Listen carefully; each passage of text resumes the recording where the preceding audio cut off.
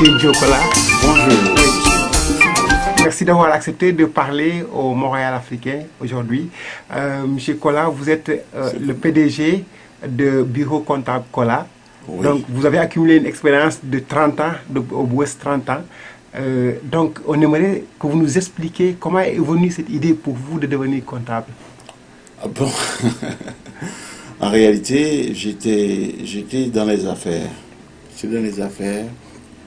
Et puis, je voulais entamer des études. Hein.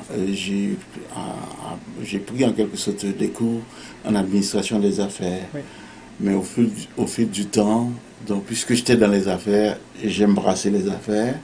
Et puis, à ce moment-là, j'ai voulu quand même, hors les mathématiques et les affaires combinées ensemble, ça donne la comptabilité, pour ainsi dire. Oui.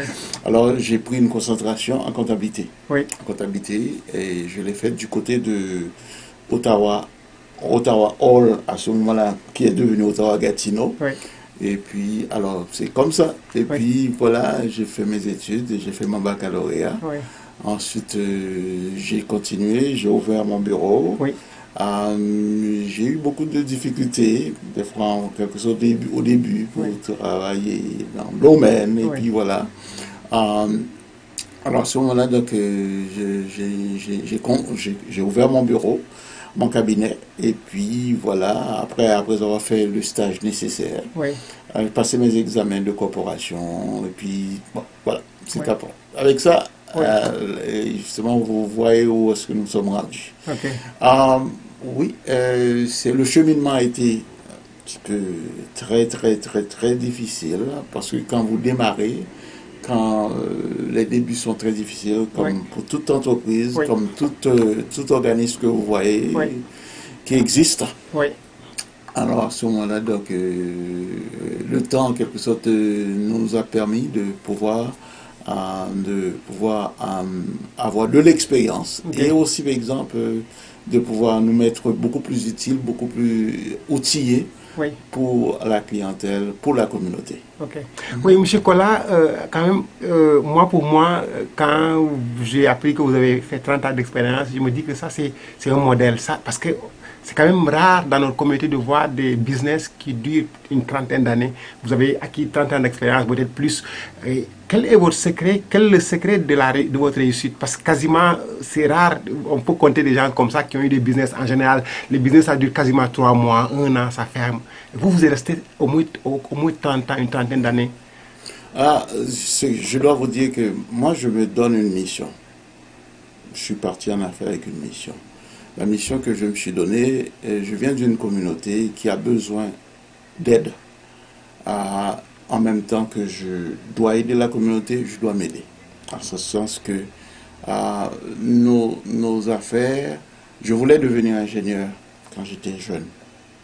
Mais quand j'ai vu évoluer mon pays, je me suis dit, mon pays a beaucoup plus besoin d'hommes en finance que d'hommes en affaires, que d'ingénieurs. Parce que avec les finances, on peut toujours trouver les moyens de faire autre chose, d'avoir des ingénieurs. Mais à ce moment-là, ça veut dire que je me suis dirigé dans cet angle-là. Or, en devenant comptable, un comptable est un administrateur. Un administrateur n'est pas nécessairement un comptable, dans ma perception. Le comptable, lui, il est quand même le bras droit de la personne qui est en affaires. OK? Une communauté a besoin de conseillers, et conseiller, le comptable peut être conseiller en finances personnelles, le comptable peut être conseiller en finances, en finance pour un homme d'affaires, et aussi, par exemple, au niveau fiscal. En principe, le comptable, il est un petit peu partout au niveau des finances. Or, notre communauté, la communauté noir en général a besoin de personnes en finance. Ce qui nous fait défaut, ce sont les finances. Et surtout l'information et la formation financière. Alors à ce moment-là, donc, je suis parti avec une mission de pouvoir aider le plus que possible des gens qui veulent être aidés. Okay, oui. Alors, pourquoi? Parce que cette raison que nous nous tenons à la fine pointe de l'information financière et pouvoir aussi, par exemple, en faisant beaucoup de recherches pour informer les gens et notre clientèle. Et de cette façon-là, les gens peuvent sortir d'un point A pour se rendre au point B. Oui. Parce que si vous faites affaire avec quelqu'un et vous n'évoluez pas, je suppose on doit se poser beaucoup de questions. Oui. Et non seulement le client peut se poser des questions, mais il faut se demander est-ce que vous avez été utile à ce client-là. Ok. Okay. Monsieur Kola, quels sont les services que vous offrez ici au niveau des bureaux comptables Kola? Nous offrons tous les services de comptabilité et de fiscalité. Okay.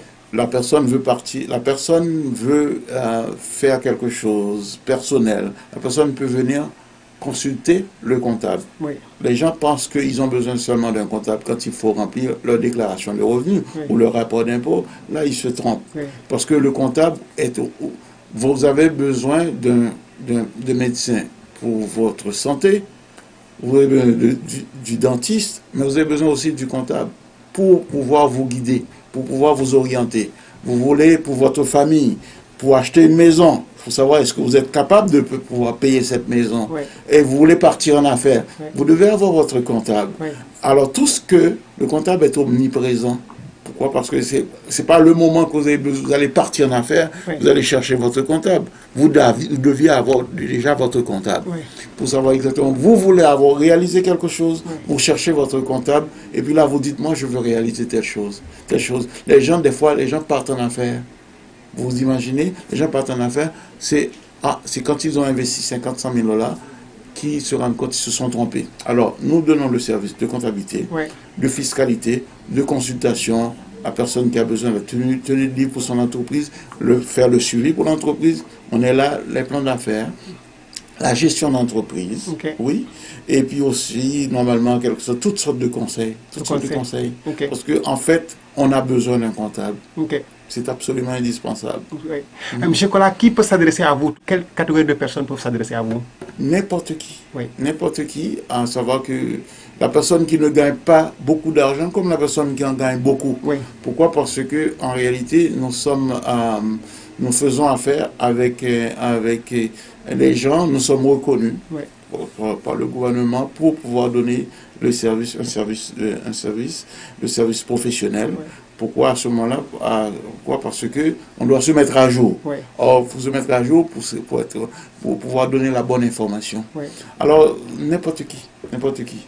Monsieur Kola, ça va être ma dernière question. Vous êtes une personne connue, un modèle de réussite. Vous êtes présente ici au niveau de Montréal. Vous avez des bureaux à Ottawa aussi. Quel conseil aimeriez-vous donner aux jeunes entrepreneurs ou bien les gens qui ont l'intention de commencer leur business? Quels sont les secrets de réussite et qu'est-ce qu'ils doivent faire pour... Il faut avoir un plan. Il faut un plan. Dans la vie, il faut un plan. Si vous ne savez pas où vous allez, vous vous rendez nulle part. Un plan, c'est un plan, ça peut être un plan au moins, pour être sérieux, un minimum de 10 ans, mais pour être réel, ça peut même aller à 25 ans. Même si vous n'avez pas le temps de le réaliser, mais vous savez où vous allez. Alors souvent, on se dit, il y a des étapes à court terme, mais votre plan, si vous dites que pertinemment je pars en affaires, c'est pour arriver à tel niveau donné. Ça, c'est absolument indispensable. Vous pouvez avoir des difficultés à une étape de la durée, mais cependant, votre plan, un plan à très long terme. Si vous n'avez pas un plan à très long terme, vous n'allez pas rester dans les affaires. Pourquoi? Parce que c'est pas facile d'être en affaires, de rester en affaires. Mais cependant, si vous avez des objectifs, au-delà, vous devez avoir au-delà de votre propre personne. Parce que ce qui bâtit une communauté, ce qui bâtit en quelque sorte une entreprise, ce sont des gens avec des visions. Si vous n'avez pas une vision, non. Pourquoi? Parce que des fois, en quelque sorte, un entrepreneur, c'est un visionnaire. C'est pas compliqué. Ouais. Parce que tout ce que vous avez autour de vous, c'est un entrepreneur qui l'a fait. Le caméra que vous utilisez, tout ce que vous portez, c'est un entrepreneur. Et normalement, dans notre cas, on vend des services. Mais aussi, par exemple, justement, c'est pour bâtir les individus. L'individu, il y a l'individu, il y a l'entrepreneur. Si l'individu n'est pas solide, il ne peut pas devenir un bon entrepreneur. Et l'entrepreneur, quand vous aidez un l'entrepreneur peut amener en quelque sorte une communauté. Ce qui bâtit une communauté, ce sont des entrepreneurs. Monsieur Diokola, merci beaucoup. Je vous en prie. Merci. Ça fait plaisir. Bureau comptable Koda, bonjour. Un moment, s'il vous plaît. Oui, oui. Allô, Toto. C'est là, pas peine, hein? Oui, oui.